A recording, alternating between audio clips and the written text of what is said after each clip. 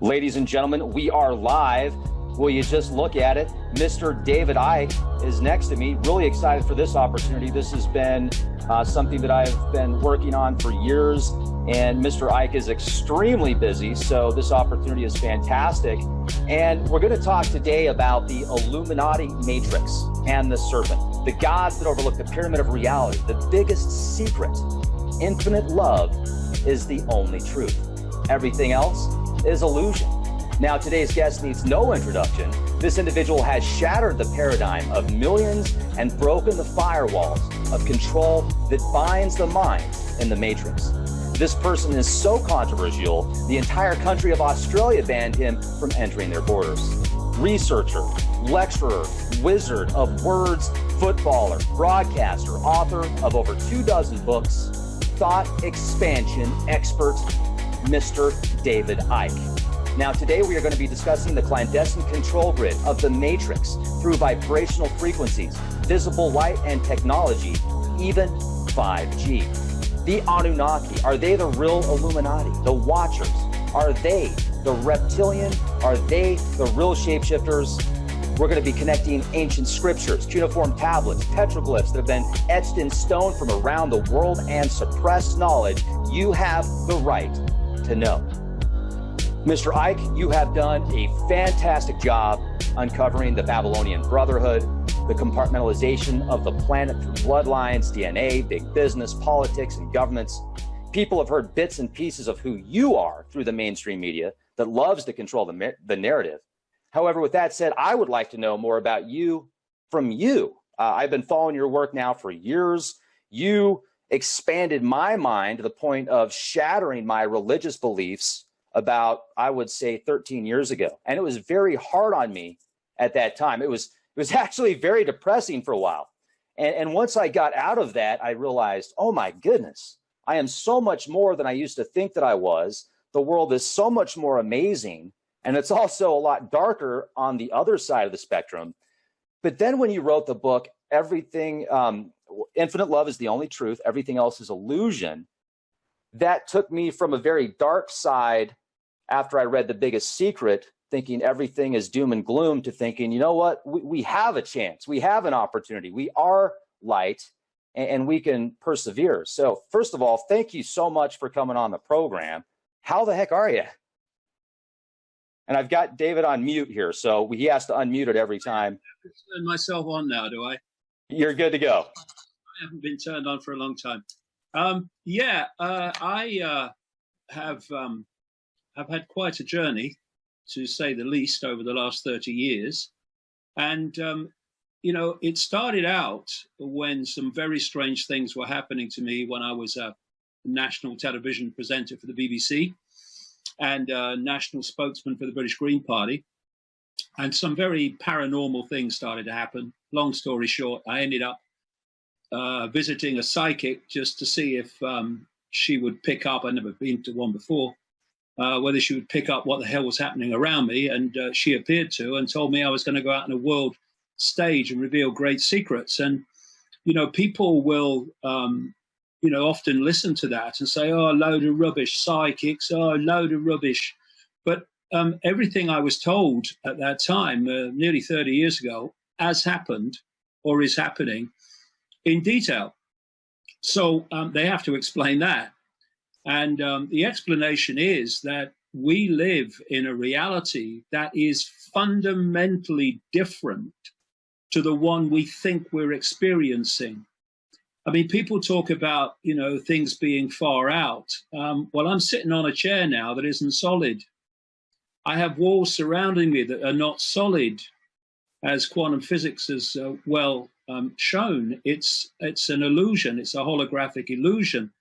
And we are interacting with reality in the very same way, in principle, as a computer interacts with Wi-Fi. We are interacting with a field of possibility and probability, and we are manifesting that as a reality around us. Now, there's the, if you like, the collective reality, like the backdrop reality. So we look out of a window, we all see the same car going past. But how we impact upon that reality and how it impacts upon us comes down to our state of perception. Because we're dealing with a quantum field, like a cosmic Wi-Fi field of possibility and probability, we are choosing, though most of people don't realize it because it's kept from us, we are choosing what probabilities and possibilities we decode, like the computer decodes Wi-Fi, from this quantum field of possibility and probability. And what's doing the choosing is our perceptual state.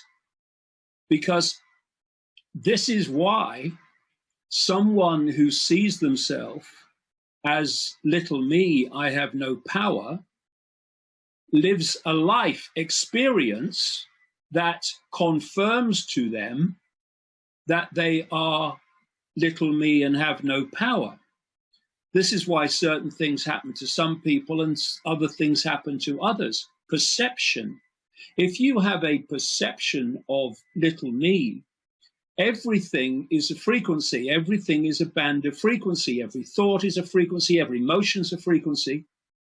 And thus, if your perceptual state is I have no power, and you're constantly looking up for someone else to control your life or dictate to you or tell you what to do, tell you what to think, that represents a very, very narrow band and low band of frequency. And so you are going to interact with the quantum field of possibility and probability, cosmic Wi-Fi, within that band of frequency that represents your perceptual state. And therefore, what you're going to manifest as experiences are going to be within that perceptual state. Thus, you are going to be a self-fulfilling prophecy in terms of what you believe you are. You will experience yourself as being. When you start to change your self-identity from little me to infinite me, to come to the realization that we are not our body, we are not our labels, they are just vehicles for experience. In terms of labels, they are an experience. What we are points of attention within an infinite state of consciousness, awareness. And we can be that awareness in its entirety, or we can be a myopic point of attention that believes it's little me and has no power. I am someone that I work on the checkout in the store. That's who I am and nothing more. And therefore, where this is leading is that the stadium on which human life is played out, and from that all experience comes, is the stadium of perception. What you believe, you perceive. What you perceive, you experience. Or what you perceive, you believe, and what you believe, you experience. And when I've spent, this last 30 years uncovering this global conspiracy to enslave humanity in its entirety and totality, because that's the idea, it's been very clear for a very long time that the whole foundation of that control is control of human perception. And human perception comes from what? It comes from information received. Thus, you control information received. You are going to a very, very large extent dictate perception. And from that perception, through the process I'm talking about, you're actually going to dictate collective experience and individual experience. And therefore, where you now see this vast and increasing by the day war of censorship and suppression of information that's challenging the official narrative, what you're looking at is this war on perception playing out. Because as the alternative media in all its many and various forms has expressed itself more and more in recent times, not least through the internet, It has been a source of alternative ways of looking at the world. It's been a source of alternative information about the world. And what that means is it's been another source of information from which people can form their perceptions. And if you want to program perception, you must control information received. And that's what's happening now with your Facebooks and your Googles and your Amazons, etc. The censorship is there because they need to hijack and control information received. And where this is going, and where this is planned to go, and as we get into the technological side of this, that's all very much at the forefront of it, is to create a situation very much described by George Orwell in 1984, where people do not receive any information whatsoever, anytime, anywhere, that is not the official narrative. And they're the stepping stones we're taking now with this gathering censorship. And the reason for it is that this cause and effect process of control information, control perception, dictate experience, that is the whole foundation of human control. And so we need to take our perceptions back. And that means coming to our own conclusions and not allowing us to be like a computer terminal downloading perceptions from an external source, i.e. the establishment sources that dominate information. I'll turn your microphone off and then.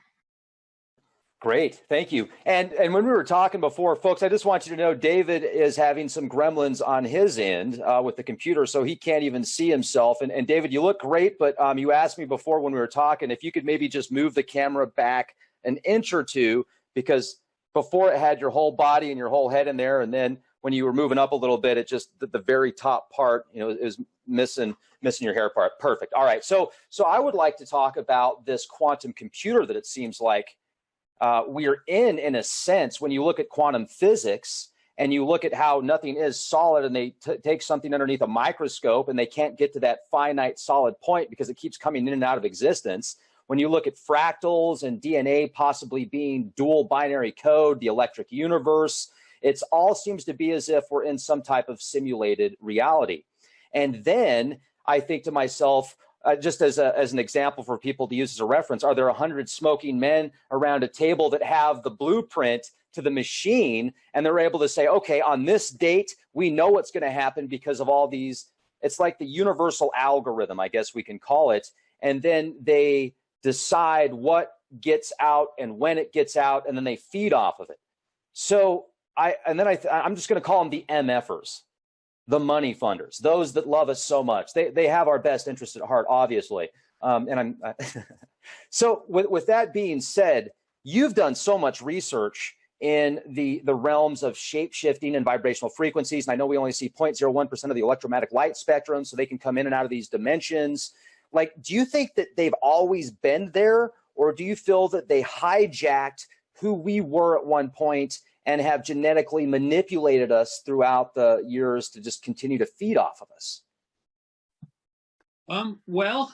My feeling is that humanity was hijacked, and that there has been genetic manipulation, which has led to this situation. It's one of the reasons that the truth doesn't come out easily is because there is a lot of background knowledge necessary before the apparently ridiculous takes on a very credible light. So, first of all, what is reality? What is this reality? What I would say, and I'm not alone in this at all, even among mainstream scientists, a lot more now, because as you will know, over the last few years, a lot of mainstream scientists have come out and said what it does look like we live in some kind of simulation. Well, how does this work? Well, again, if we go back to the computer Wi-Fi analogy, going way back into the 1990s, I was calling the body a biological computer because the base form of this reality and the base form of the body, the base form of everything within it, is waveform information. Think Wi-Fi again, waveform information. If there was Wi-Fi in this room now, and I was talking to someone who know nothing about computers and nothing at all, and I said to them,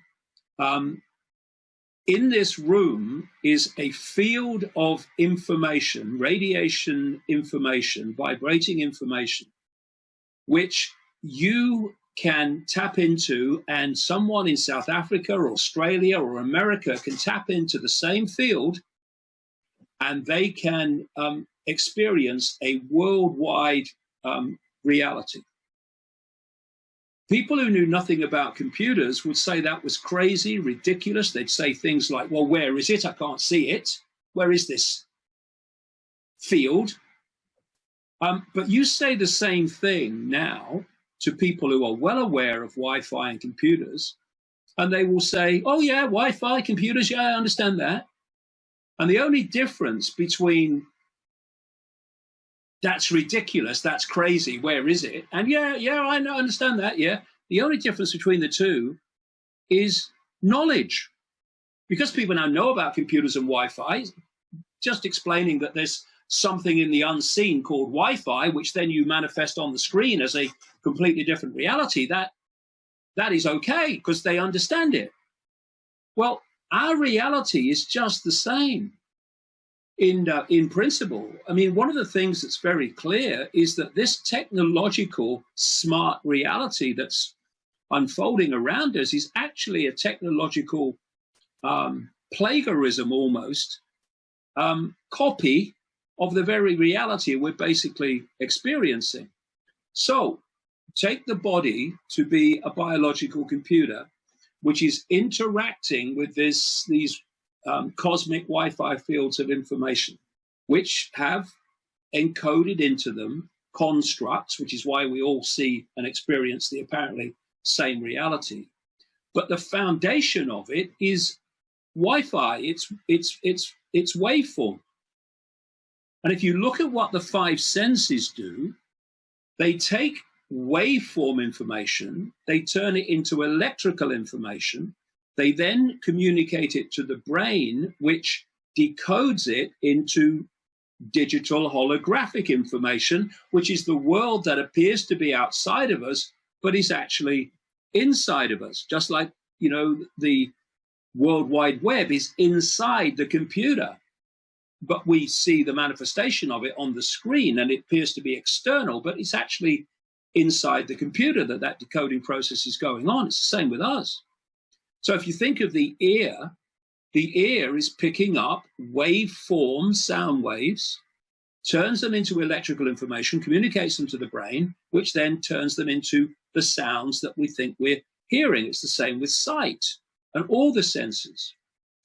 So basically, what we're doing is receiving waveform information, decoding that into its digital holographic form, and experiencing what appears to be an external world, but is actually in here. So if you then look at computer games or virtual reality games, what is happening there? People put the gloves on, they put the goggles on, the headsets, they put the audio on.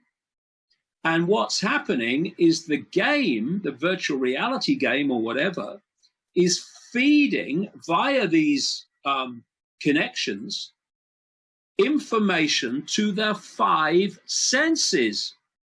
And what these games are doing is hacking in to the very same processes of decoding through which we manifest this reality we call the world. It's hacking in to our decoding processes. And it can seem incredibly real. You see people playing these games and experiencing these virtual reality technologies, and they are reacting as if they're real. So what this matrix is, I would say, and I think this is why, this is where a lot of the genetic manipulation, which is talked about in terms of sons of God who interbred with the daughters of men and all this stuff, which you find in every culture, not just the Bible. We have been manipulated as a human race to decode basically a fake information source. So we were experiencing a reality before.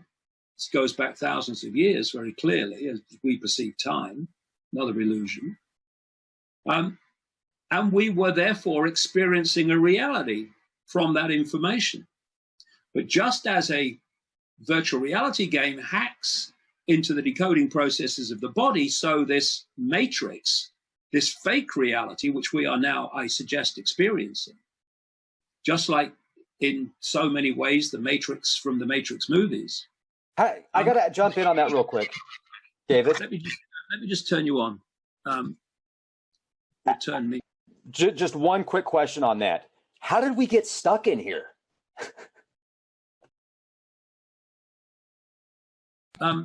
If you are decoding information and it's a particular reality, and then you start to decode different information, you decode a different reality. But basically, it's the same experience. It's just a completely different reality now.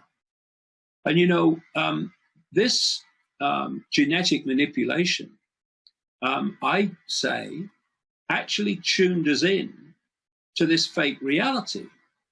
We operate, you mentioned it already, people look out into the world as they perceive it, and they think that they're looking and seeing everything in the space that they're looking at.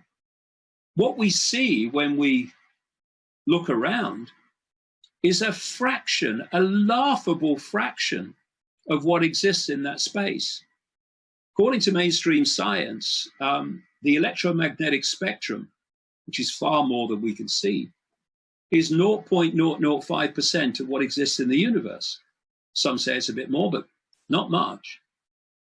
And visible light, which is the only band of frequency that we can actually see, everything we see is within this band of frequency, is a smear of the 0.005%. So we are looking out and experience what we think is an expansive world, when actually it's a band of frequency so tiny, it's hysterical, really. And I suggest, from my research over these years and decades, that that is not an accident. It's design. If you want to hold people in perceptual servitude, then you want to keep them in as narrow band of perceptual potential as you possibly can. Because the more expansive we are in terms of what we can perceive, the more reasons there will be to question where we are, who we are, and what the hell's going on. You want people in this myopia. And I say that this simulation, in part, is, or more than part, is actually doing that to us. It's giving us a very narrow band of reality. If we could see beyond, think of firewalls. Think of the Chinese computer system, where they firewall off great swathes of the internet so people in China can't access them. That's basically what this simulation does. It firewalls us off, if we fall for it, from the rest of reality beyond it, which is infinity beyond it. And therefore we get stuck in this myopic perceptual bubble, thinking that it's something more than it is. And when you start to wake up, people say wake up, people are waking up. What does that mean? It means you start to let your mind expand, your sense of the possible expand, so that eventually it breaches the walls of this perceptual prison. And at that point, you start to perceive things, you start to perceive the prison in a very, very different light. You start to question it, you start to see things, you start to observe things that you weren't seeing before, because instead of being in the simulation and of the simulation, you are in the simulation in terms of the body, but your perceptions have now expanded beyond the simulation. Now you have another point of reference, and you start to see the world in a completely different way. And the more you allow your mind to expand and your consciousness to expand into these realms beyond the simulation, the more blatant and obvious the simulation and how it works becomes. And this is what they're terrified of. This is why they have to control information, because they need to keep us in a knowledge prison, which becomes a perceptual prison. Otherwise, we'd suss what's going on. And the other thing, of course, is you come into the world, you don't stay here that long by our perception of time, and you're out.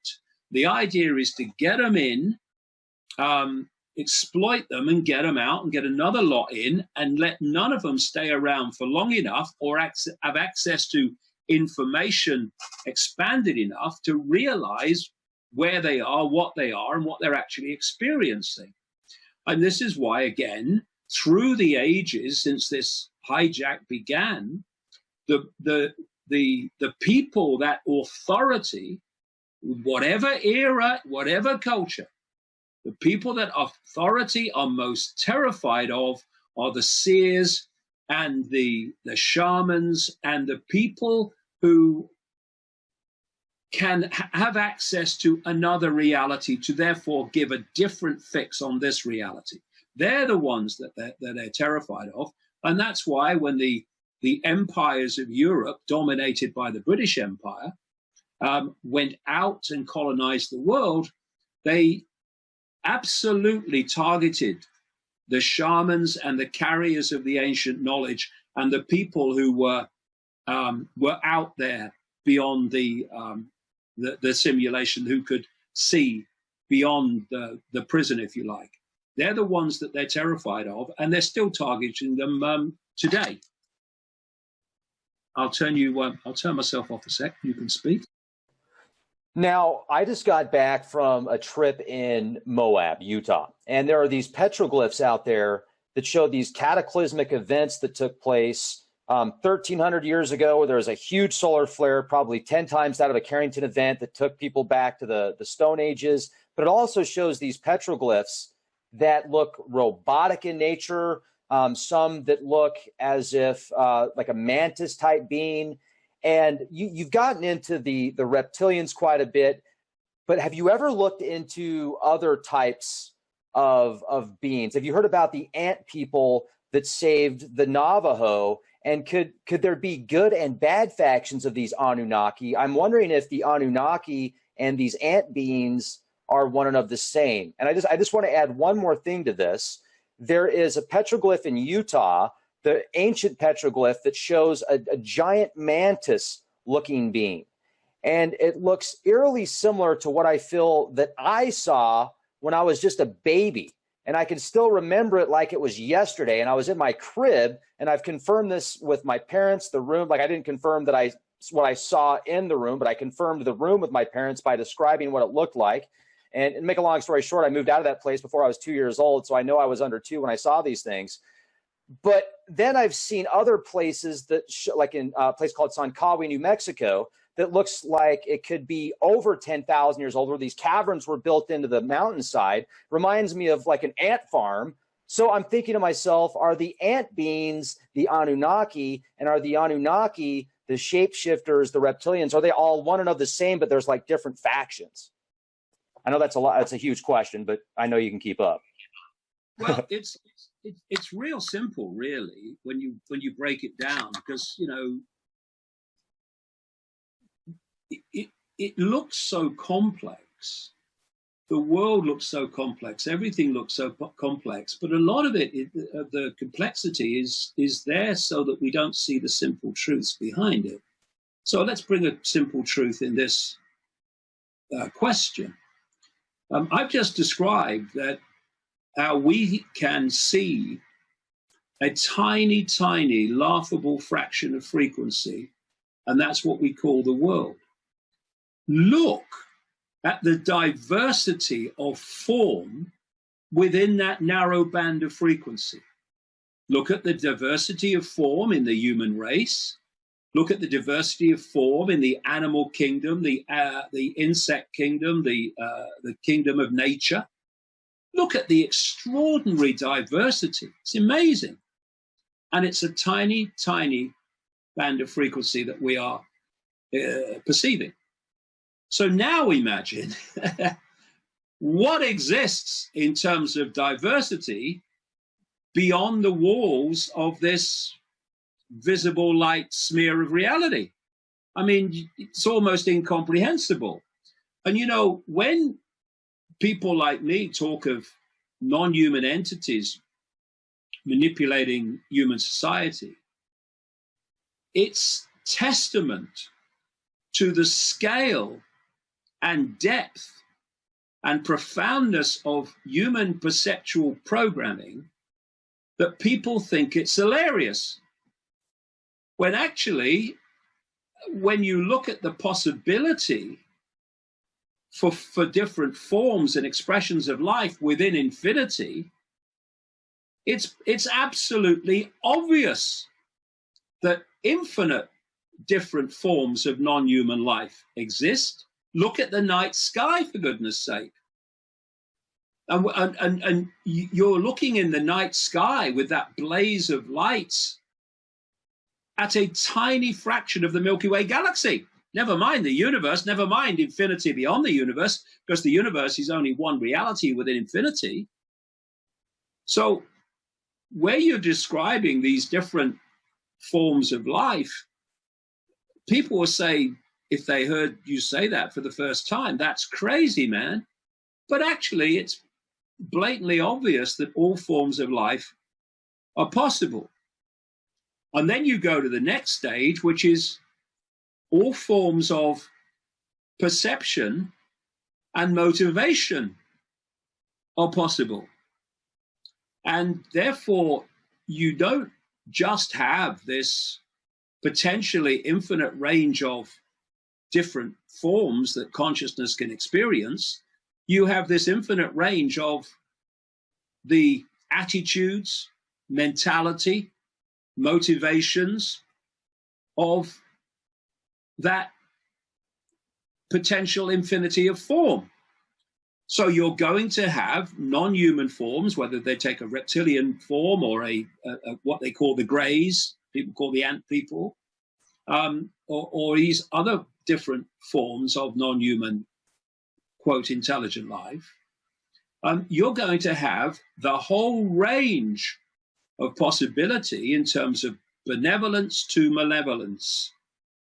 What I'm exposing in terms of this reptilian and other group, because it's not just reptilian, they seem to be the dominant one, is a malevolent expression of that form. A malevolent expression that wants to control and have control over. So that's why this matrix has been visited upon us to, again, hold us in a perceptual prison, believing the fake reality is real, to keep us in a state of control. And what we're seeing now is the simulation expressing that control in more and more extreme forms by the introduction of technology, 5G, smart technology, smart grids, smart cities, and all these things. which are basically taking the foundation way the simulation works and bringing it down to a level of technology where the technology and the technological grids they're putting into place are technological, if you like, mirrors or copies of the simulation itself. And so that's the next stage in squeezing human perception into an even more myopic state. Because the plan is, and I've been warning about this for a very long time now, to connect the human brain to artificial intelligence. So artificial intelligence becomes human perception. This is being openly talked about now by people like Ray Kurzweil, the Google executive and so-called futurist. Very strange bloke indeed, I would suggest, and so many other people, that by 2030, humanity will be starting to be connected to artificial intelligence. And that, as in the words of Kurzweil, that artificial intelligence becomes more and more, if you like, intelligent than humans are, as he would put it, then more and more of AI will be dictating human perception and less of what we now call human consciousness, until the human consciousness is basically negligible and we become computer expressions literally on an AI internet. Now, this is not me sitting in a darkened room concluding this. This is what these people are now saying. And the reason they're saying it is they are seeking to sell us in their sales pitch the idea that being connected to artificial intelligence will make us superhuman. It's not about making us superhuman, it's making us post-human. That's what this is all about. And what's been happening is there has been a process of getting people addicted to this smart technology that they hold, then moving on to getting technology on the body, the smart watches and the Bluetooth and all the Google Glass and all this stuff, and then to move to where they've been aiming all along, which is now happening, to in the body, implantable technology, which will then connect us to AI. And at that point, we are not even then, as human consciousness, interacting with the matrix and having some kind of chance of concluding and sussing what the heck's going on, despite all the perceptual programming that goes on from cradle to grave. With human consciousness, you still have the potential to expand beyond the matrix and see the matrix for what it is.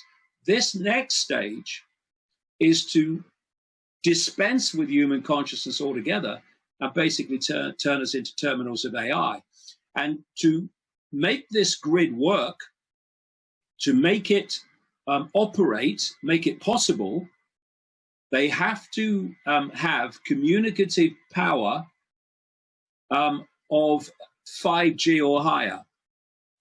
And this is why 5G, these millimeter wave communication systems, are being introduced while the system openly accepts there has been no independent testing.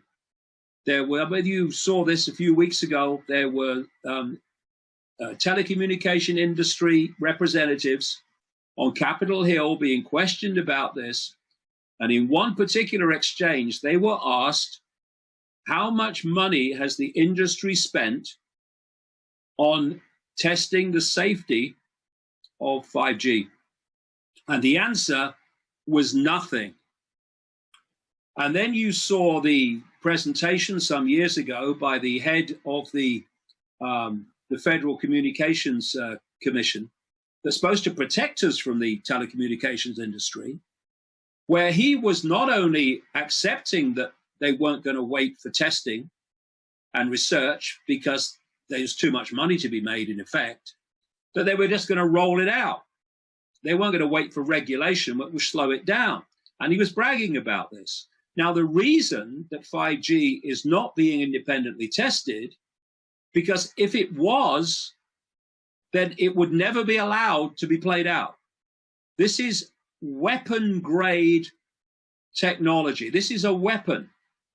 And part of the weapon is to grasp control of the human mind and to operate as a vehicle for this AI to take over human society. And we have, of course, seen scientists, many scientists. Stephen Hawking, the late Stephen Hawking was one. And we've seen people like Elon Musk saying that this AI plan could be the end of humanity. Well, the end of humanity as we know it is exactly what it's planned to be. And I would take Elon Musk more seriously if he didn't then go away, having said connecting to humanity to AI could be the end of humanity, and launch a company to connect the human brain to artificial intelligence and to put up satellites through his SpaceX operation that are there to beam Wi-Fi, 5G, at the Earth, so that there is nowhere on Earth that anyone can escape from it. This is the next stage of the simulation, bringing it absolutely down to finally absorb, assimilate what up to this point has been what we call human consciousness.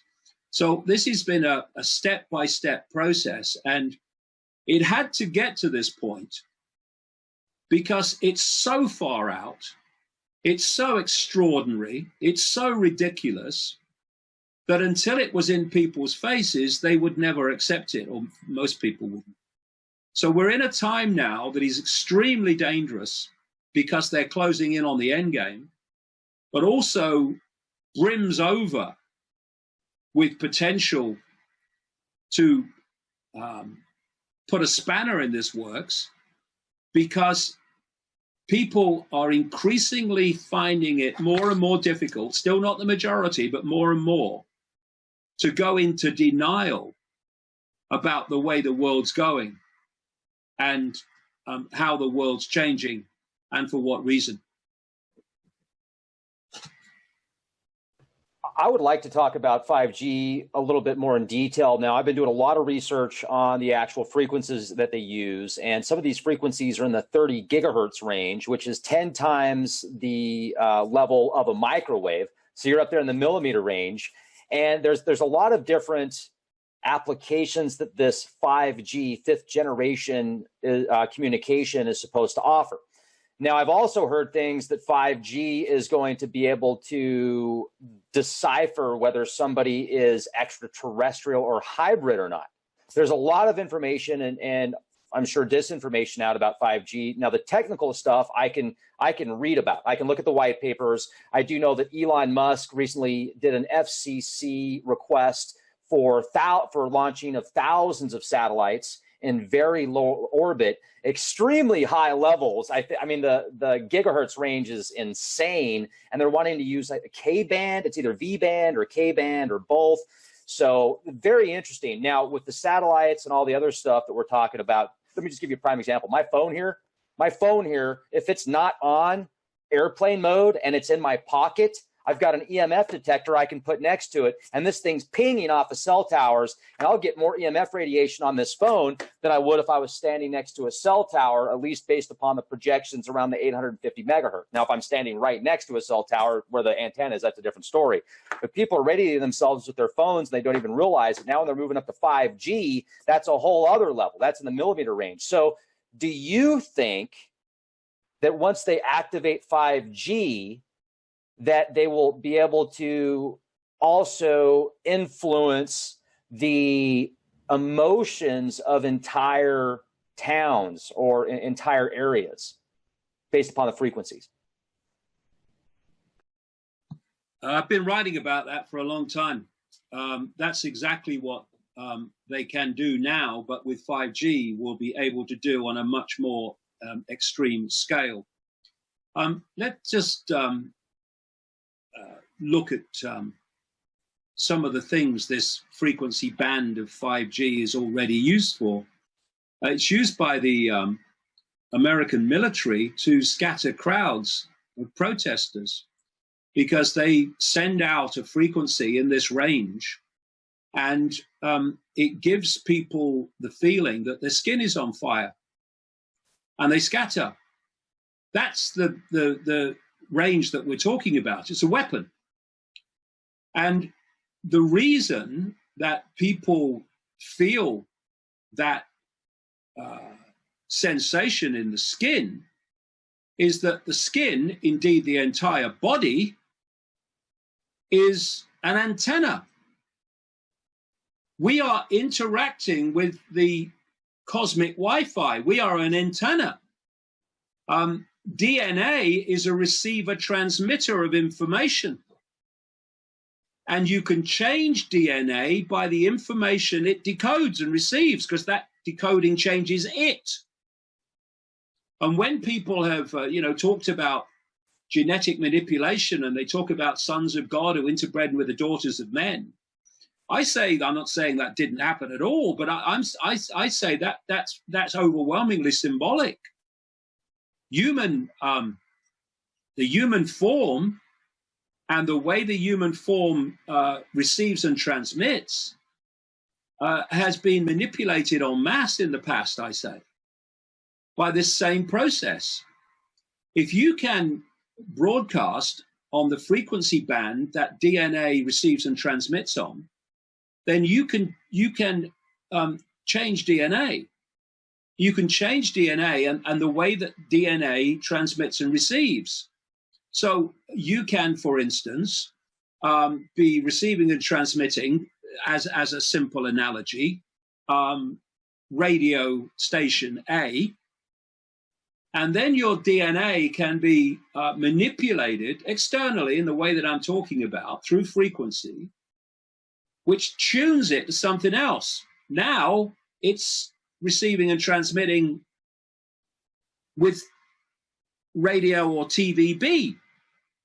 Now, because of the information received, the perception of reality has changed in the receiver observer.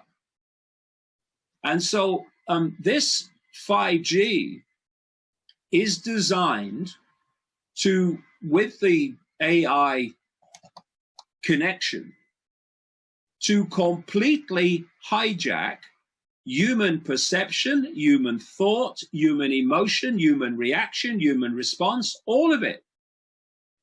This is where we're going. And we have all these diversions going on so that we're looking the other way and don't look at this. I mean, even within the 5G, you have the diversion that you will be able to download a movie in seconds. Oh my God, that's fantastic, isn't it? I lose my mind. I lose my ability to think. I lose my uniqueness. I become a clone of some external technological force. But my God, who cares? I can download a movie in a few seconds. It's madness. And you notice how little there is about 5G in the mainstream media, because the idea is to have this as a fait accompli before the full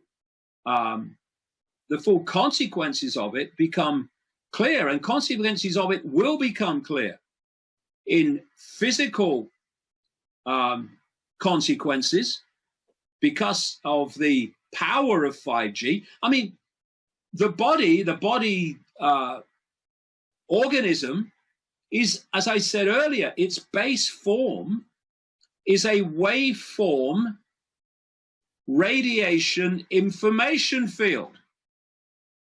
If you're this is why Wi-Fi and other forms, lower forms compared with 5G, of technological transmissions are affecting people mentally, emotionally, and physically. That's why people that work with this technology have more prevalence for certain cancers than the rest of the population.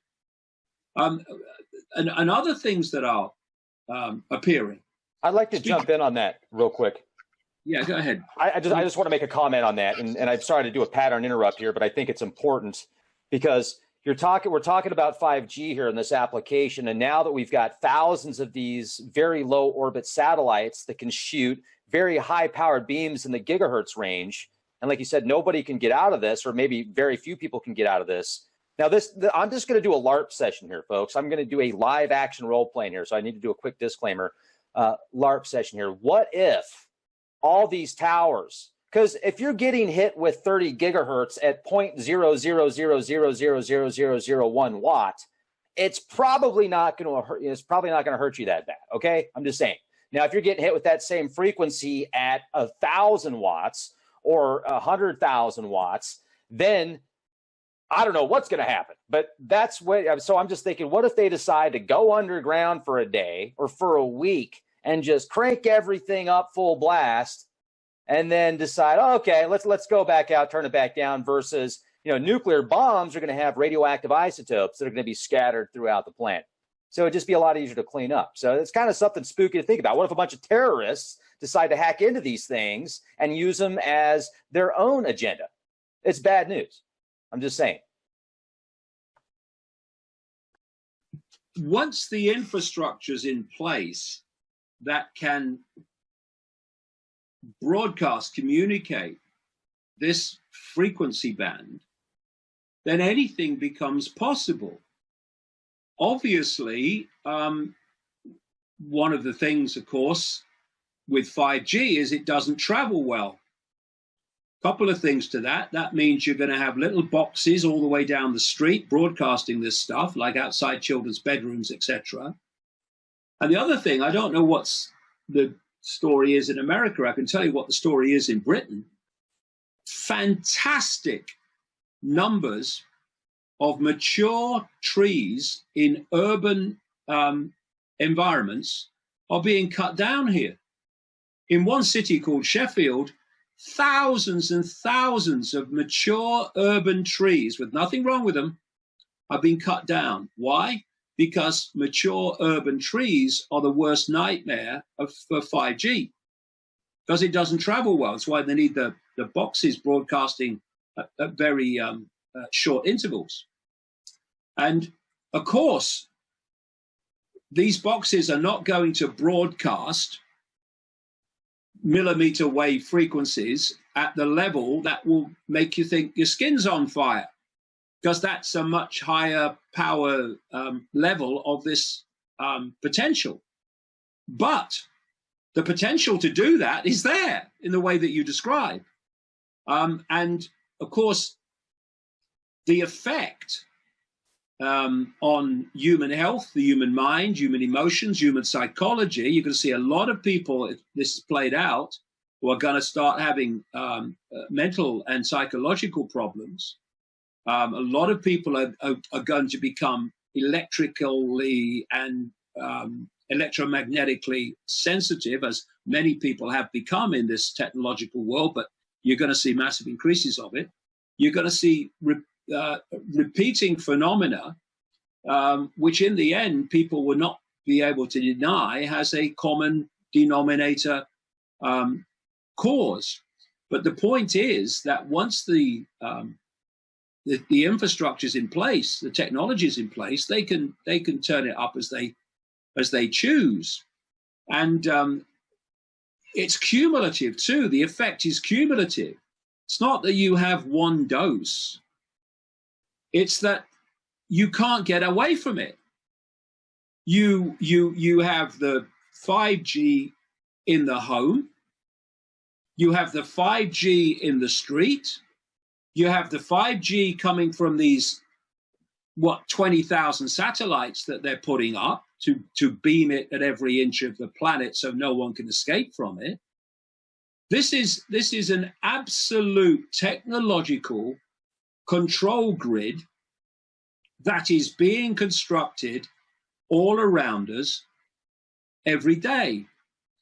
And these towers and the satellites and all the smart technology Of course, in your cars now, you have the Wi-Fi and the technology. They've just passed a law or started the process of passing a law in Europe that says, for instance, that after I think it's 2020, cars can't be sold in Europe unless they have the technology that stops people breaking speed limits.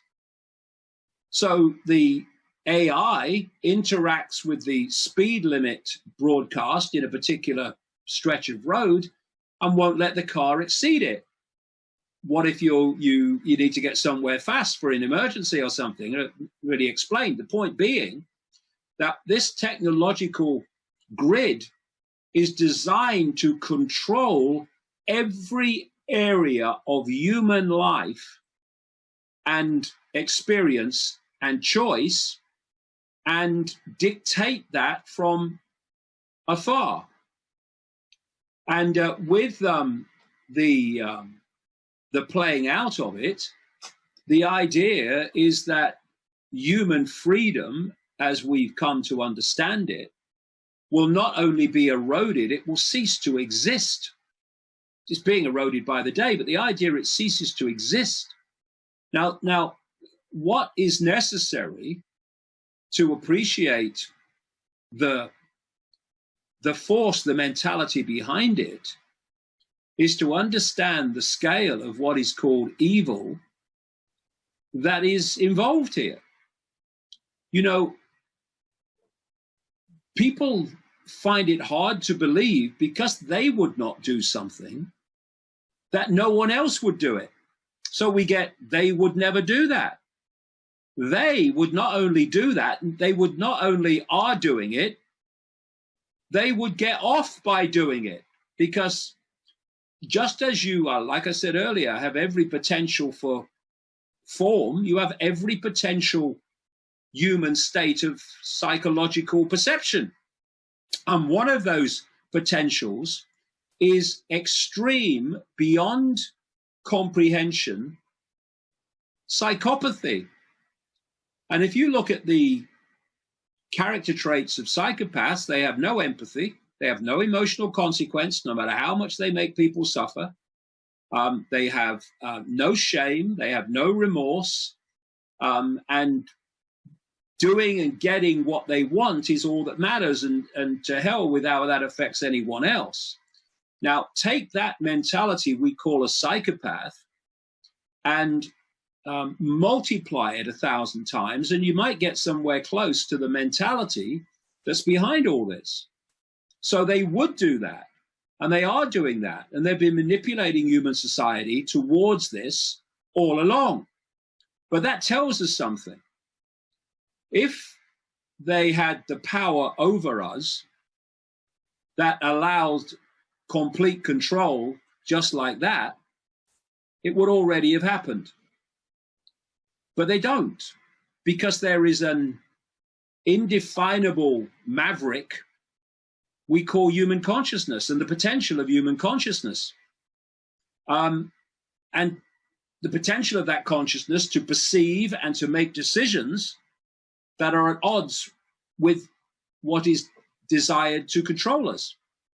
The idea of this technological level being brought down into human society now is to remove that maverick potential, human consciousness, and replace it with completely controlled and controllable AI, so that the end game is complete. And that's why we need to focus our attention immediately, without delay, on what the hell's going on, and not allow ourselves to be diverted into so many areas that are just there to hold our attention for long enough for this to play out and be implemented to the point of no return. I'd like to interject on that. There was a famous quote, or there is a famous quote by Terence McKenna. I don't know how famous it is, but I certainly know of it. We are part of a symbiotic relationship with something which disguises itself as an extraterrestrial invasion, so as not to alarm us. Now, he was definitely a psychonaut, and he did a lot of mind expansion, psychedelics, etc. So you have to take all of that with a grain of salt. And when I read this, I'm thinking, what in the world would be so scary that it would disguise itself as an extraterrestrial invasion so that we wouldn't be alarmed? Or it's just not that bright, or it's using that as a way to feed off of us and maximize results, maximize the energy that it consumes, etc. Now, I had a couple of great guests on the show yesterday, which I feel was a synchronistic moment of this simulated reality that it seems to me we are in. Doesn't mean it's not real. It's definitely real, but it seems to be like there's certain code, timelines, events that take place. And you've talked about this in many of your lectures. And I mean, you were talking about this before I was even thinking about it, I'm sure, about how things take place and people go, wow, that's seems like it's scripted. Well, maybe it's because they have to follow this plan in this machine. It's like, who's the controllers? Them, us, somebody else? Well, certainly if they have all this money and power and fame and fortune, yeah, but they have to be stuck on these certain rules. They have to do particular things. It's like they have less freedom oftentimes than other people do on the other side of the spectrum, where they don't have the money, they don't have the resources, but at least they can go out and run around and do what they want to do. I don't know. I'm just trying to put this together in the most light. Like, we have infinite opportunities, and we have the right to know what's really going on. But it seems like something has hijacked everything, almost, not everything, but mostly, and given us a false narrative. Where we come from, where we go, what we're doing here, what certain products offer us. It's for your protection. That's why we do it, because we love you. Come on now. You're going to give us a seatbelt ticket for not wearing a seatbelt because it's for our protection, but it's okay to put genetically modified E. coli feces and stuff and not label it? I mean, really? That's for our protection? No, we know what's going on. And I think we're at a point now where, how do we maximize our potential? How do we reach the highest point? How do we break out of this matrix? And do we even want to? Do we, if we break, is it worse when we get out? I mean, what's outside? It's pretty wild. And yes, folks, I have a 5 head, so that's so I can think better. I shave my forehead so I can actually have more air in my brain. I just need to make that clear. That's a bad joke, but anyway. David's like, I'm out of here, man. I'm concentrating on the mic, turning the mic on and off. Well, see, we talk about reptilians and different forms of extraterrestrial life, but it's just the same as what we are. Our infinite I is a state of consciousness. It has no form. It's a state of consciousness. It's a state of being aware. And the question is, how aware? Are you aware to little me, I have no power? Or are you aware to the point that I am all that is, has been, and ever can be? But these non-human entities are exactly the same. They are expressions of awareness taking form. So if you keep going back and keep going back and keep going back to the origin of all this, forget whether it's reptilian or gray or whatever, and just go back to its state of awareness. And what you're looking at is a very distorted state of awareness, which expresses itself in distorted behavior, distorted desires, distorted methods of manipulating others to its end. And what it wants to do, this distortion, is to distort everything it comes into contact with, so it absorbs that into its distortion. So the more, for instance, what is chaos? The manipulated chaos of the world, other than a distortion? What is all the conflict and the war other than a distortion? These are manifestations of this distortion of consciousness. And if we allow ourselves to get pulled in then we start behaving like the distortion because we become expressions of it. And if we do, we are adding power to that frequency vibratory distortional state that is controlling us. We're empowering it. And it's operating within a band of frequency, and it's a very low band of frequency, and it's a very narrow band of frequency because it's a distortion. Because of that, it's very, very limited in its potential. When you start to re-self-identify from I am my labels, I am my name, my life story, my race, my religion, my income bracket, my culture, they're just experiences, transitory and brief. When you reevaluate self-identity, and you come from the perspective of I am the awareness having those experiences. I am not those experiences. Those labels are not me. They are what I'm experiencing. And what I am is the experiencer, consciousness. That self-identity immediately expands your perception of self, perception of the world, perception of reality. And what that does, it starts to raise and expand your frequency. You start to beat to a different drum. That's why when people go into those states, they are no longer imprisoned within the frequency band of what I might call the distortion. They are now able to perceive and tap into awareness beyond it. So therefore they see they're no longer in the world and of it. They're in the world, but they're not of it. And this awakening to true self-identity not only allows you to perceive beyond the mind prison, it starts to challenge the distortion at the level of frequency, at the level of vibration. It starts to weaken it. It starts to unravel it. And this is why they have to keep people in low, limited, myopic perceptional states, because that is then reflected in their vibrational frequency state, which holds them in the matrix, if you like. And the answer, the way forward, is not stockpiling weapons and fighting the enemy, which is just feeding the enemy if you break it down to the level of vibration and frequency.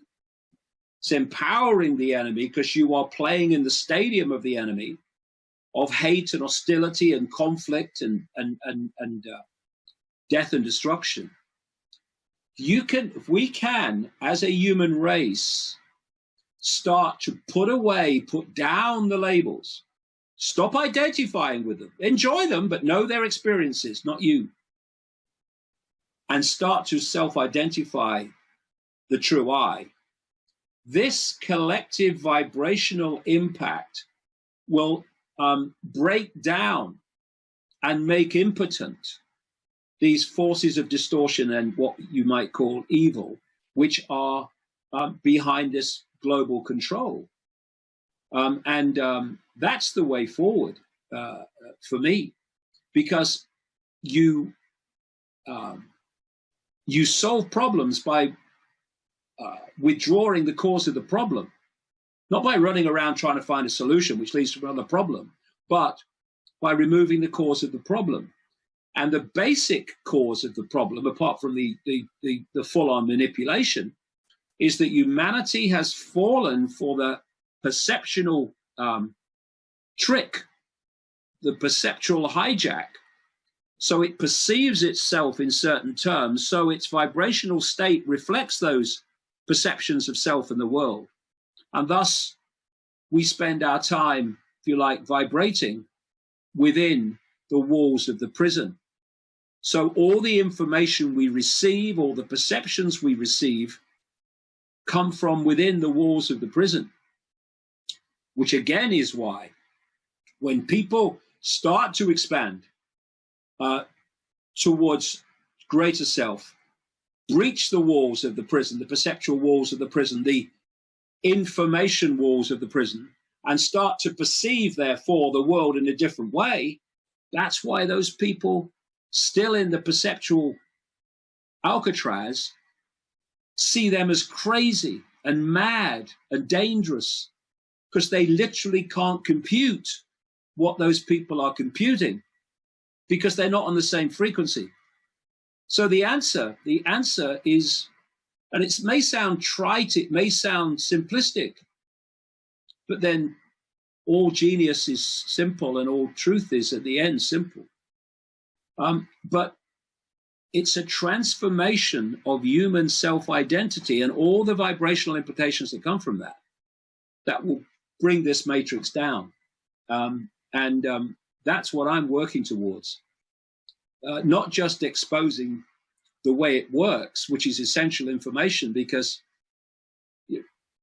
people have to hear information that they can deem credible before they start to accept the nature of their plight, what this reality is, and then we can start doing something about it. People don't do anything about something they don't realize is going on. So the fact that something's going on and this is how it works is essential, but it ain't going to provide the answer. The answer is the next stage, which is from that knowledge of the hoax to realize that reality is not like we've been told it is. And by reevaluating our sense of reality and our self-identity, we will together create a vibrational transformation, a vibrational, potentially tidal wave that will break up the energetic informational construct on which this fake reality is founded. Yeah, that's getting deep. And I like how you're using ideas for solutions in a positive light. And, you know, how do we as a species break out of these dark ecstasy bondage or binds, whatever. I mean, this is really spooky stuff, folks. But as far as us having an opportunity to do something about it, every single day we wake up, every single time we have a thought, we can change the world. Just that thought. I mean, thoughts are priceless. And thinking, the divine spark that we have that's been given to us, let's use it instead of thinking there's nothing we can do. We don't have a choice. Let's just, let's be good little sheep and work until we die and pay for our funeral because they love us so much. Now, I would like to say that I went back and watched an interview of yours where you were talking about some information from Credo Mutwa. And very intelligent man. I think he's in South Africa somewhere, a shaman. He's a Zulu shaman, correct?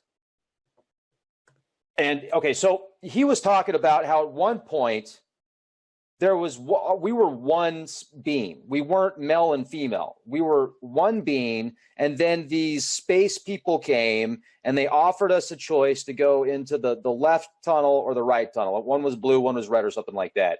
And that's what separated us. And then they genetically tampered us. So if that was the case, I'm thinking to myself, if I'm going to genetically alter an entire species on a planet, when would the best time to do it be? When there's a major cataclysm and most of the life is wiped out. So I don't know if they waited for that event to happen. They came down and manipulated us. But did they put some type of code when they genetically manipulated us that allows them to see through our eyes, hear what we're thinking about, hear what we're hearing, think about our thoughts, etc. Like we're drones, literally drones for them. And I think you've talked about it in the vibrational standpoint, but let's take it back to that point and bring all this together in the best way possible.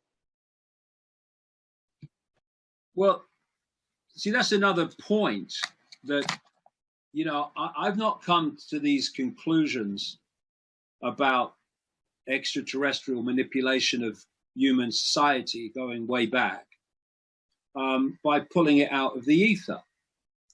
Um, I've done 30 years of research in, 50, 60 countries.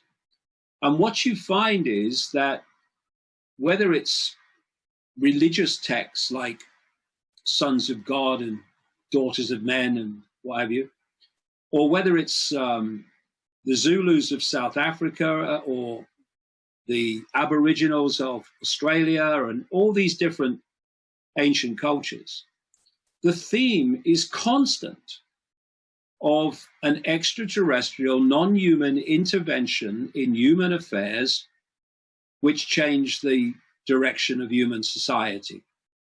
Then, over the years, as I've spoken with, if you like, insiders and whistleblowers in America and Europe and other places today, who tell me the same story from a modern perspective, and that it's still going on.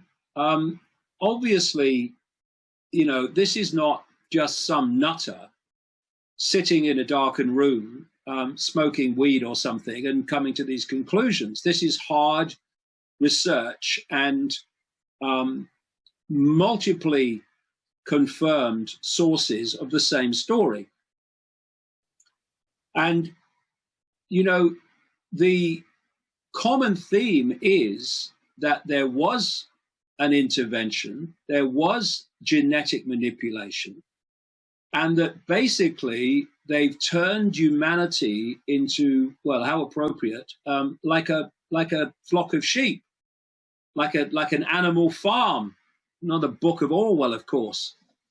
And while we stay in perceptual and consciousness states of basically slumber, then we'll go on thinking we're experiencing a certain reality while that reality is completely controlled.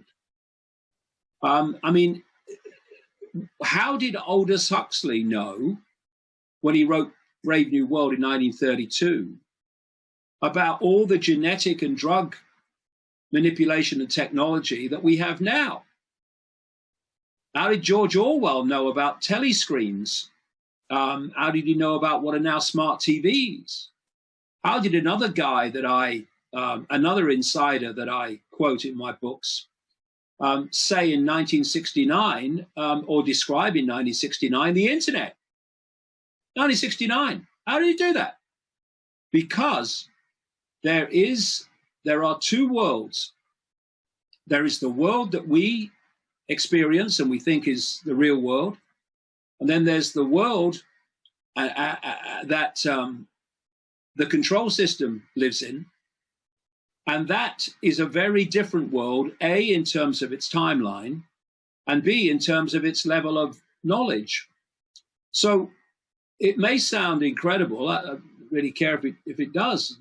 What's happening is incredible. All this smart technology now and all this technology that's being brought in, all this 5G and stuff that has come in so fast, was available and known about thousands of years ago by this non-human force. But of course, you have to bring your target population up to a intellectual level of knowledge to the point where they can work with that technology and thus build their own prison. It's no good, giving computers to Stone Age man or smartphones. Not gonna work. So what's happened is systematically in this farm, humanity has been brought along a path to make us intellectually clever enough to build our own technological prison while thinking it's technological progress, but not wise enough, not consciousness expanded enough to see that that's what we're doing and that's what's happening. And what is happening is this technology has been played out in a systematic order as humanity has been able to work with it.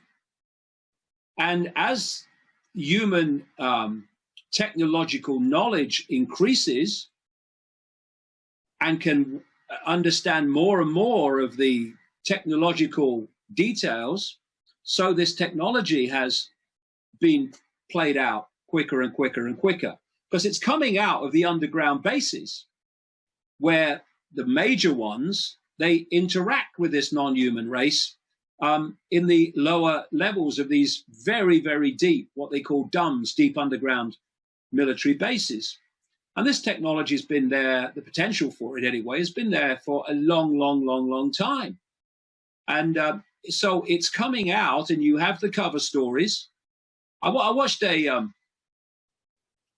couple of BBC documentaries. They weren't very enlightening because it was the BBC, but there was one or two interesting things in it. There were documentaries about Silicon Valley, the devil's playground, as I call it. And they had this sequence where they showed a series of garage doors. And they said, behind this garage door, so-and-so was discovered and developed, and so-and-so, then another garage door. You know, it's like someone must have said after that documentary, hey, you know, too many garage door cover stories, fellas. You know, we've got to be a bit more inventive with the cover story. You know, enough of the garage doors. Because a lot of these, I'm not saying all of them, but a lot of these technological advances have a cover story about how they came into the public arena that is not the way they came into the public arena and not where they originated. They originated somewhere else in the military. And so this twofold process of developing humanity intellectually, but not spiritually and not in terms of consciousness expansion, to the point where we can build our own technological prison, which is what's happening now, has been done over a period of time to bring us to this point. You know, it is like Animal Farm, and it is a plantation, if you like. But it's a plantation as long as the herd of the plantation stays asleep. And human consciousness has the potential to expand to infinity. It's what this technological stuff is designed to suppress and snuff out. They've not done it yet. We have the potential to break out of the herd, to break out of the herd mentality, to break out of the ability for a tiny band of frequency and that which manipulates that frequency to control our thoughts, to control our perceptions, and control our lives. It's there. And the doors are closing, yes, but it's still there for us to go in another direction. And we better do it pretty damn quick, because the door is closing, and it's closing fast. I'm going to ask you about the genetic manipulation that seems to be a project that's been going on for thousands of years. Now, I've read through the Nag Hammadi scriptures, and I think you actually wrote about Yaldabaoth in the Secret Book of John recently, and you talked about the Archons. In the Secret Book of John, that ancient text that was almost completely destroyed, we're fortunate to have a copy. The church attempted to get rid of anything that didn't correlate with its attempt to show the world that there is a monotheistic God, and you have to follow their rules or else you're the devil. Basically, in my opinion, is the way that they project things. But they destroyed so many documents, so much literature, so many scriptures and ancient teachings. But fortunately, we have access to the Nag Hammadi scriptures. And if you read the Secret Book of John, it talks about how Yaldabaoth was created, and then Yaldabaoth created Adam with 365 demons and angels. And I think the 365 has got to have some connection to that many days in the year. I think there's a lot of astrotheology and time aspects and multifaceted. But when it talks about the creation of Adam, they at first they created the body, but it didn't come alive. And then Yaldabaoth blew life into Adam, but it took his spark. So they spent years and years and years attempting to suppress Adam. and manipulate him. So I wonder what your thoughts are on the aspect of there being possibly two different humans, one that doesn't have that same energy source, and one that does. And maybe y'all the Baoth, could y'all the Baoth be Enki? And could Enki be an ancient geneticist that had very very powerful resources that we looked at like a god, but was really just a being with amazing genetics and technologies?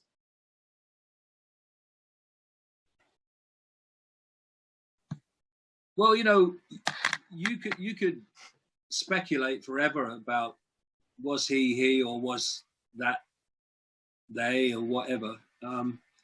But I think we're in a time when we need to gather together the basic themes of what we know and start responding from that,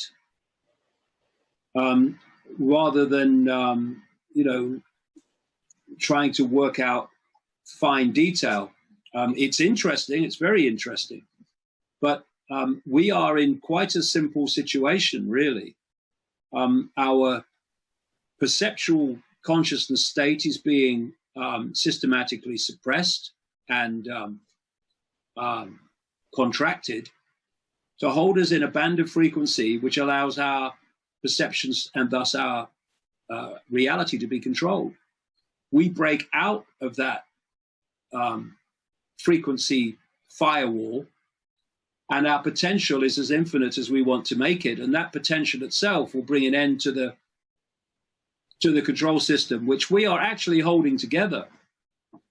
See, when you're vibrating within a certain frequency band, anything in that frequency band is being empowered by what you're giving out, because you are literally a broadcaster of that frequency, which holds that structure together, that reality together.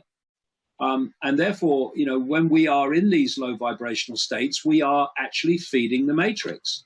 We're empowering it, we're strengthening it. When you break out of them and you go into expanded perceptual states, expanded self-identity states, you start to do the opposite. You start to undermine and weaken the power of the construct. And it starts to, you start to see the matrix, if you like, losing its power. And as it loses its power, more and more people start to see the world. They don't know why, but they start to see the world differently, start to see themselves differently. And a momentum starts. And it's in the level of perceptual state that this control system will reach its goal, or this control system will be dismantled and unraveled. And this is the area I think people need to focus upon. There is, whatever form it may take in detail, there is a malevolent force that is seeking to enslave human society by enslaving human perception. And that's great news in a way, because we are in control of our perceptions. We can break out into other perceptual states whenever we choose. People are doing it. People are doing it like never before, certainly in modern times. I see it all over the world. So there are many, many positive things happening as well. See, because you don't see positive things on the television news, it seems that the world is only going one way, but it's actually going another way as well, though it's, not as obvious. But right. I see it in the world. There is, when I look back 30 years at what it was like talking about the stuff that I do, it was just wall-to-wall ridicule. It was wall-to-wall dismissal. It's not anymore. Things are changing. But, I see people in the alternative media who are only looking at what's happening from the level of the five senses, who can only see some politician coming in like Trump. That's why so many in the alternative media jumped on Trump, because if you don't see these deeper esoteric ways of dealing with the problem at foundation, which is consciousness states, then all you can see as a solution are electing the right politician, electing the right president, stockpiling weapons to fight the enemy, and all that's doing is feeding the enemy, because, or what is perceived as the enemy, because the idea that Donald Trump was going to be allowed to come to power when he could have been stopped quite easily very early on. I mean, he had to beat something like 16 other Republican candidates that started out to get the nomination. The idea that he came to power by accident and not by design is ridiculous. And, you know, I see people in the alternative media over the years who've said it's all a fix and the presidents are all puppets. All of that is true. But then because one of them tells them what they want to hear in the election campaign, they go all over, you know, in love and lose the perspective that presidents are puppets. That's why they're there, including Trump. You know, that's what happens. That's where you look for solutions when you don't realize the nature of reality and the foundation of where all this is coming from.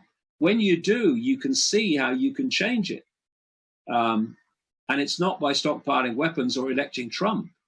It's by seeing all that as a diversion. The real focus needs to be on how do we change ourselves? How do we start operating on a different vibrational level so that instead of feeding and empowering the matrix construct, we start to undermine it and dilute it and weaken it, which is what happens and what will be happening with all these people around the world who are starting to beat to a different drum.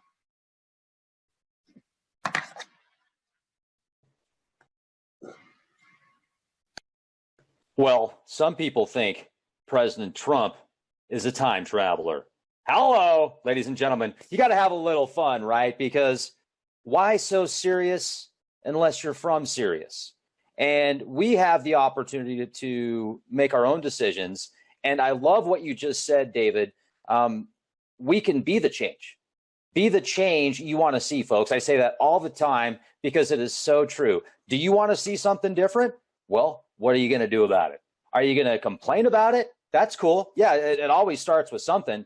But are you going to come up with a solution? And, you know, David right now is talking about positive solutions, things that anybody can do. Like if you want to change something, first of all, you got to change your mindset. You got to change your perception. What is your perception about reality? Now, I feel personally that we're in a dualistic reality. Every action has an opposite and equal reaction, at least in this simulated matrix that we're in. And at the quantum level, it's all connected. So we can choose which side we want to play on. We can pick the side. Do you want to be good? Do you want to be bad? It's your choice.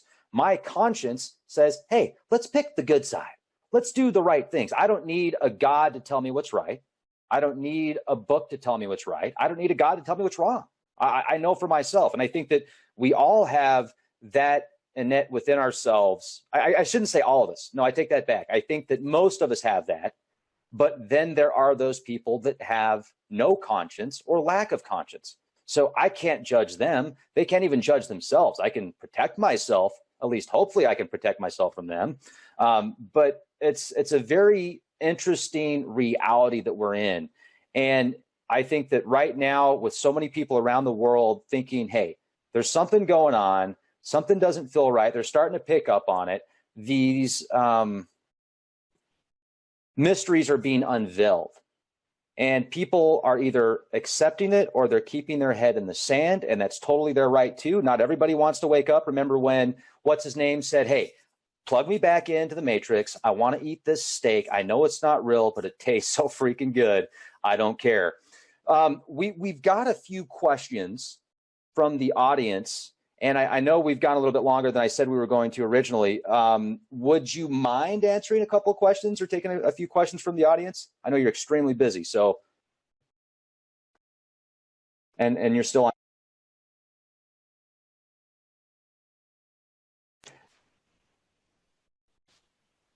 There you go. There we go. Turn the mic on and off.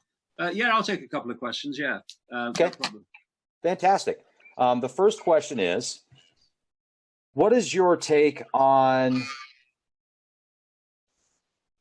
the Samvartika fire, the Ascension, and the 22-strand DNA ignition? I don't know anything about that. So, Well, I mean, that there is a belief that, and I certainly would not dismiss it for a second, that the two-stranded DNA we have now was much more multi-stranded before the genetic manipulation. And that would certainly make sense because of what I said earlier. DNA is a receiver transmitter of information.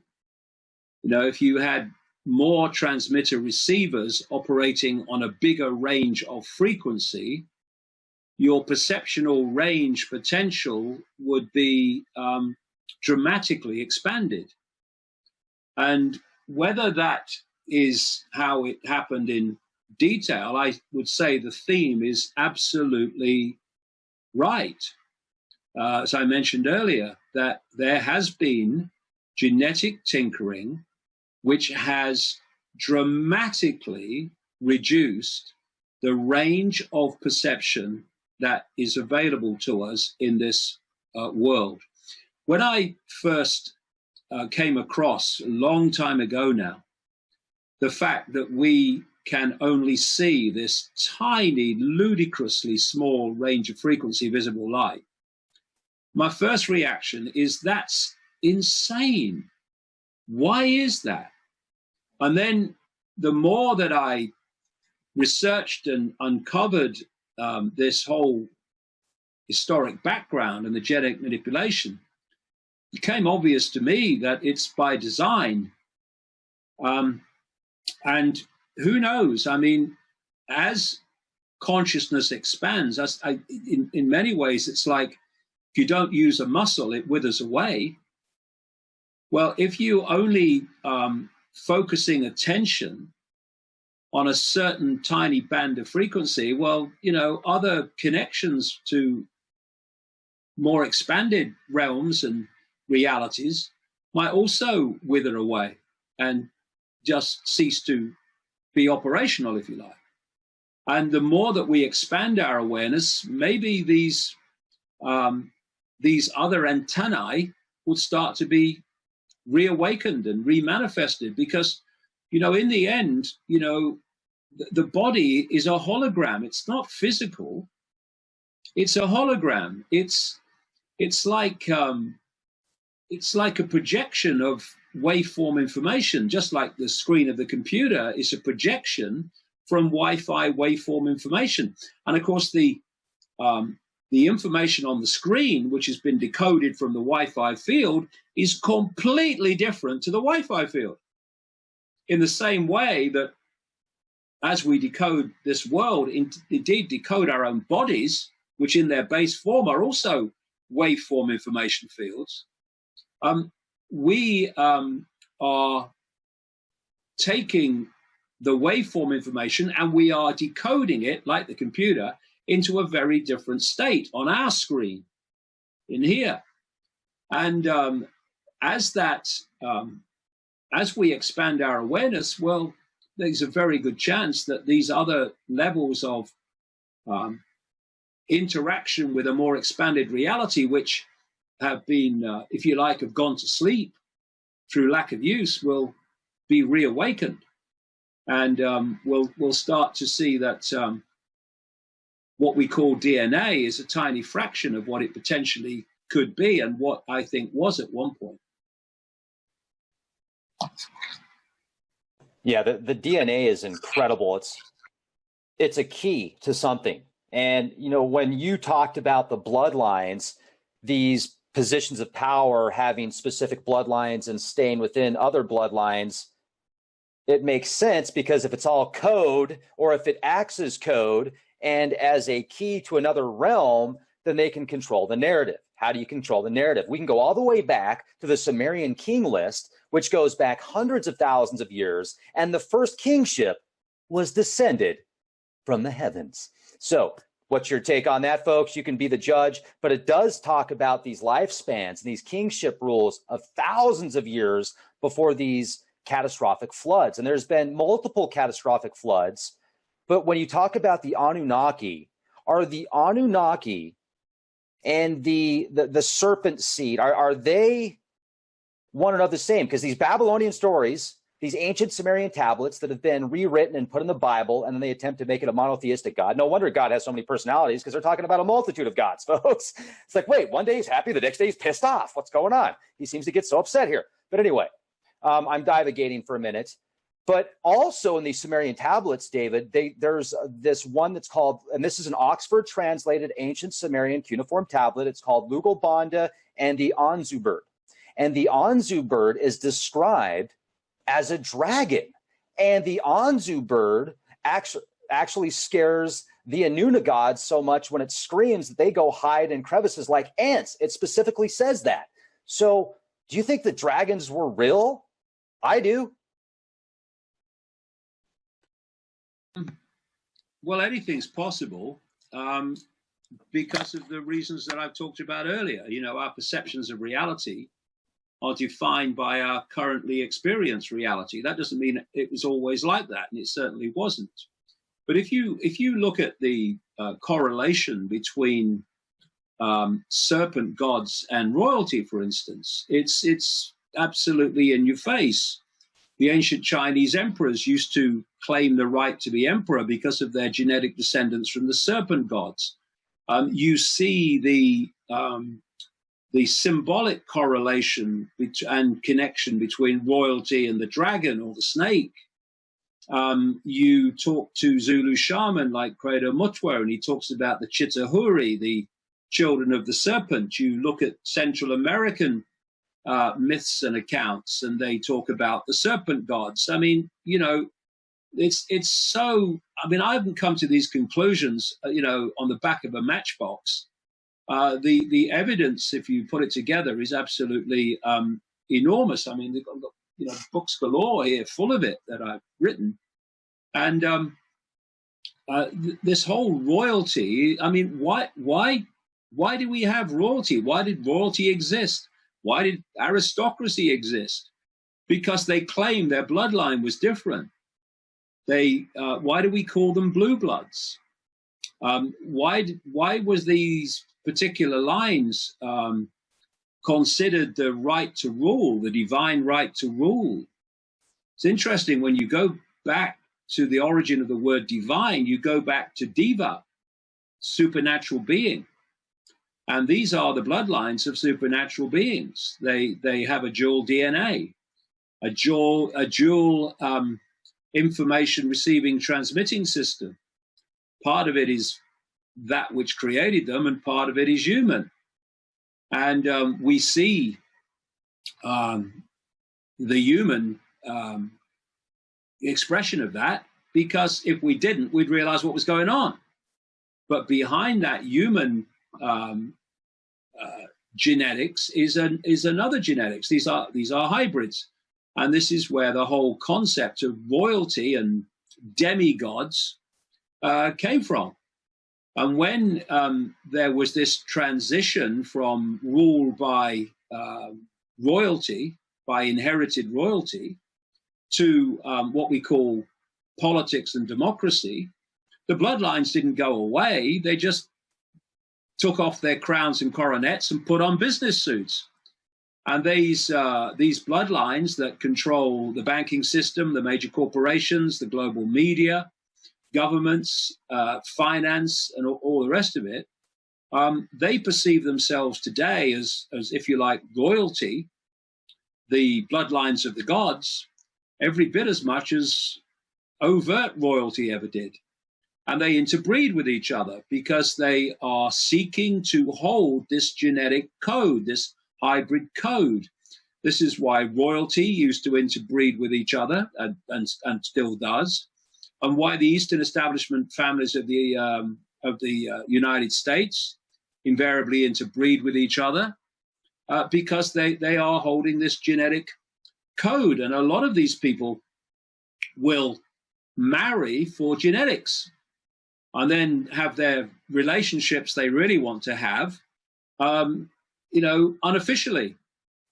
And the marriages of genetics are to produce the children of the next generation with that genetics. And it goes even deeper than that. As I've explained in the books and quoted insiders who've talked to me about this, they have sperm banks around the world where these bloodlines,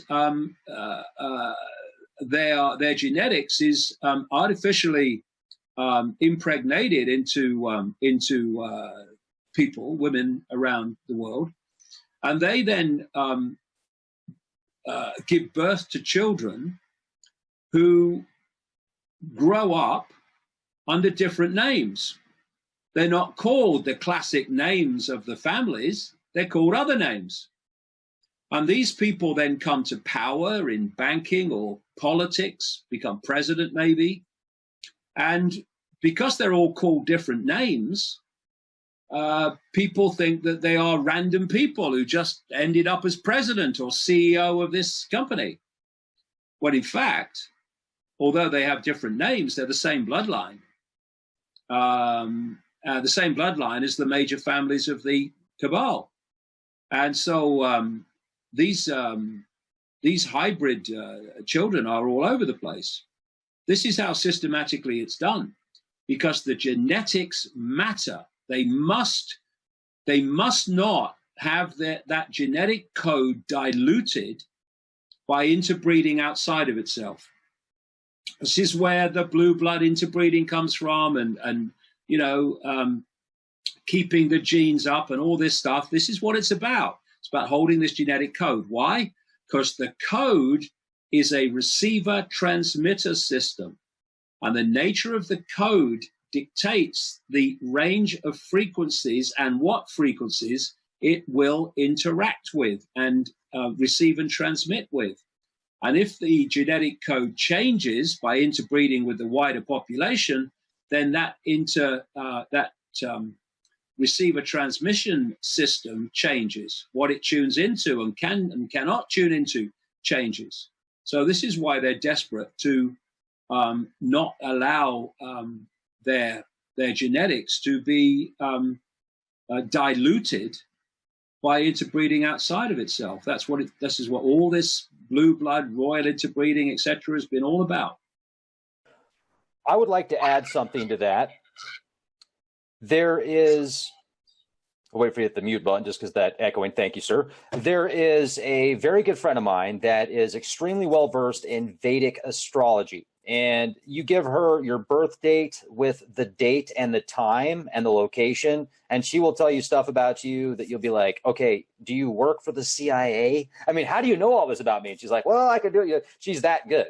And to make a long story short, we've also talked about this possibility of these elite bloodlines having specific, having their children at particular times and particular locations, because it seems as if the universe, if we're going to look at it as a galactic computer, let's look at this as a computer in a sense, the stars and the planets act like nodes of information. So the location that you're born at and the time that you're born has a huge impact on your life path.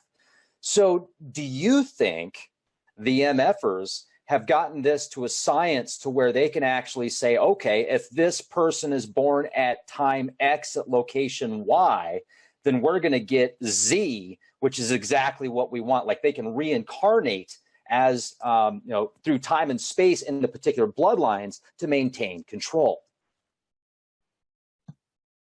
Well, first of all, there has to be a common theme throughout what we call history, where people have come and gone, and in the middle they have advanced this agenda of human control, knowing that they weren't going to see it come to fruition, or would seem that way. There has to be a common theme that spans all these people coming in and out, in and out, in and out through the generations, who will push this agenda on through the generations, so to present day. So clearly there is a another force. It's not just happening in this reality. It's not just people sitting around a table. But I learned long ago that people like CEOs and I've known a few astrologers over the years, and they've told me some of their clientele, not by name because that would not be ethical, but by position, by job. And they are people who you would think would laugh at astrology, that would laugh at esoterics. But they don't. They take it deadly, deadly seriously because they understand it works, because they understand the reality energetic basis on which it works. And, you know, if you look at the human body, it's a vehicle for consciousness. And the consciousness working through the body impacts upon the world around it. Well, what is a planet, a star, other than another form of consciousness within another form, experiencing in another form, because everything is consciousness. And we live in this sea of consciousness, which is a sea of information, potential and probability and possibility. So as these points of attention, these points of information, we call planets and stars, are moving through their cycles, they are impacting upon the greater field their information, their particular perspective, their particular contribution of information. And when you get certain kind of conjunctions, trines, what astrologers talk about, sequences of planets, their total contribution together and their impact on the field is far, far greater than their individual parts. So there are certain astronomical sequences which impact changes, vibrational and informational, upon the field much greater than others in the normal course of astronomical movements. And we, as energetic consciousness, electromagnetic on one level beings, are interacting with that field. Thus, we are affecting it and it is affecting us. So anything that changes that field at any point is going to impact on our field. And this is why when you get back down into the fine detail, you know, not the astrological, horoscope readings in a newspaper, but you get deep, deep into the science of it, you can project and understand the way that certain astrological sequences impact upon the field, which then impact on humanity. And depending on your own vibrational consciousness, informational state, it dictates how much you are impacted by certain changes in the field against other changes in the field. And when we come into this world, we pick up, as part of our energetic makeup, the field as it was when we entered this reality. Some say it's a conception. I wouldn't rule that out either. And so as you go through your cycle of life, because of that, I'll call it astronomical, astrological information part of your field picked up at birth or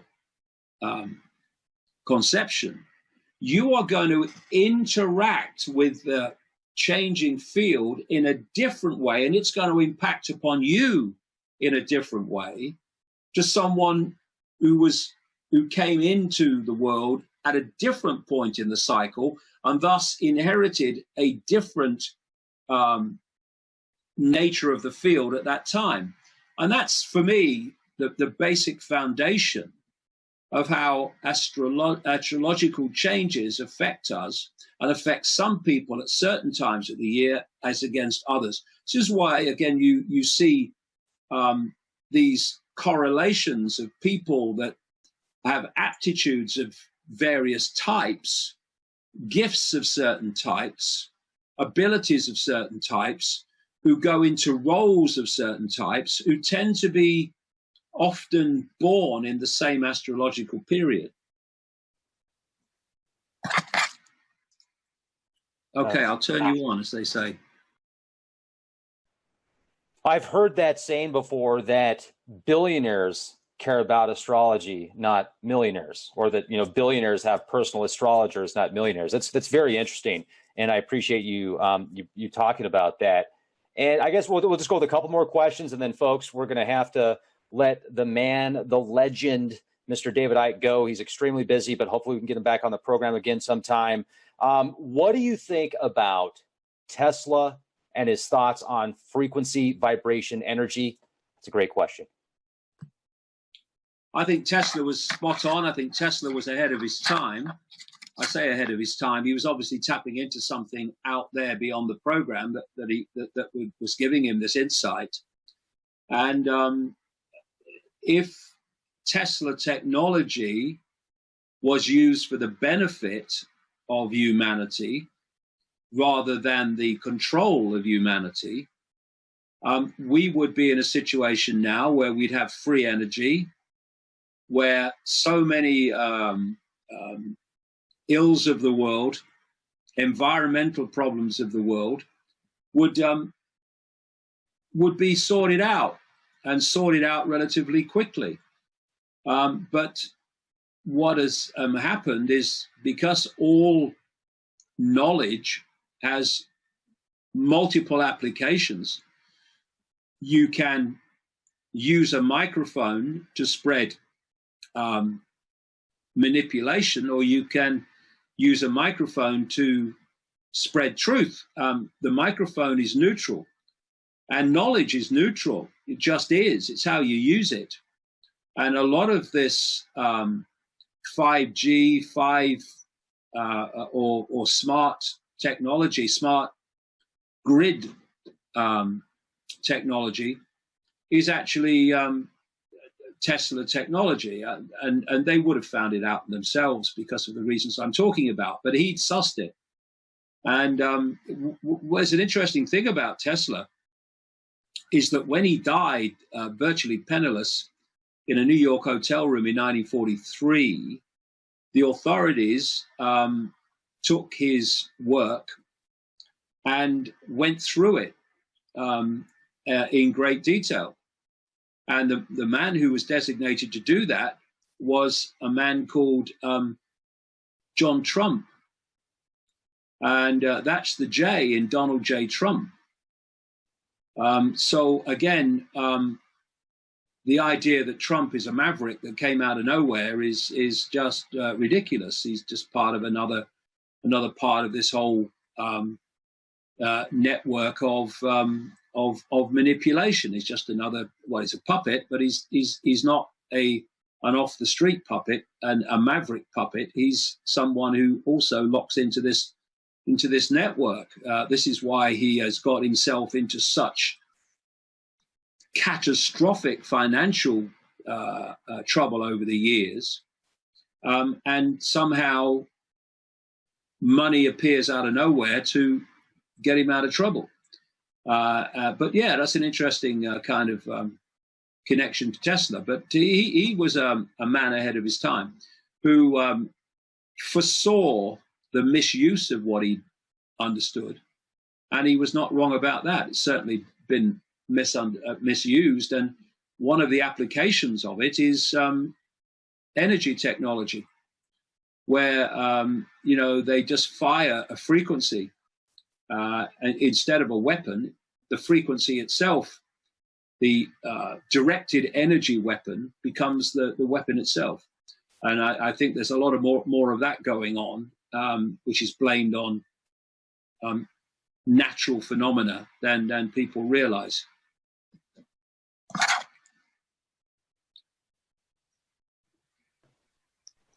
Well, at least he's not a politician. I would much rather have an actor than somebody that's been in politics their whole life. And I got to say, man, I don't know if you've read the book about, what is it, Baron Trump's time travels. Very interesting. Very interesting. I'm telling you, folks, we're in the Matrix. It's a simulation. And David, you have so much knowledge, so much information. I've asked myself this, and other people have asked me this before. I mean, do you ever like wake up and then you look out the window and there's, you know, a dozen black Suburbans with, you know, a couple of black helicopters that are silent hanging out over your house? Or was that 20 years ago and now they're just like, okay, the cat's out of the bag, let's let him go? How do I say this without sounding arrogant? I'm not meaning to. I'm just telling it from where I'm coming from. I've never been, I've never knowingly had black sedans or white vans or black helicopters in any way in my life. I've never been threatened. The weapon of choice to discredit me has been ridicule and condemnation and demonization. But I mean, you know, they must be intelligent enough to realize that if they did threaten me, I would just run at them faster and shout even louder. But there's another aspect to this, which is they cannot stop me. They cannot take me out. They cannot do these things. They can manipulate what they control, like the means of communication, which they have constructed, and they can shut me out of those because they have the power to do that because it's their communication system. But they can't take me out because when you tap in to certain levels of awareness, and anyone can do it, it's a matter of allowing it to happen. That's a natural state that we should be in. Then you are no longer in their frequency layer. And if they cannot, because this world is a holographic expression of states of consciousness which manifest as states of frequency, if you are in a different band of frequency at that energetic level to what they're in, they cannot make a connection to you. And if they can't make a connection at the energetic level, they can't make a connection here because this is just a projection of the energetic level, if I'm making any sense. And therefore, once you disconnect from their frequency range, they cannot make a connection to you at that level, so they can't make a connection to you here. This is what the world that we're experiencing, which is this real world, apparently physical world. It's only like a movie screen. It, you know, by the time the movie hits the screen in the cinema, it's a done deal. All the scenes have been shot, all the scenes have been edited, all the titles have been put in, and by the time it hits the screen, it's a done deal. And by the time the reality we experience in this reality happens, it's a done deal. How it comes to happen happens on the energetic level of consciousness and frequency. That's where this manifests from. They have to make a connection to you there to make a connection to you here, because one's a projection of the other.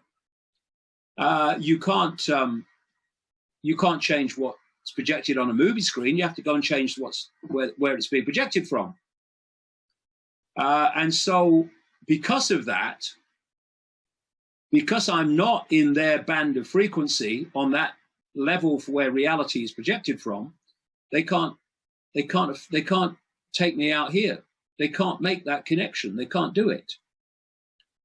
They can, like I say, they can make life difficult by controlling what they control, like methods of communication. They can't take me out. Can't do it.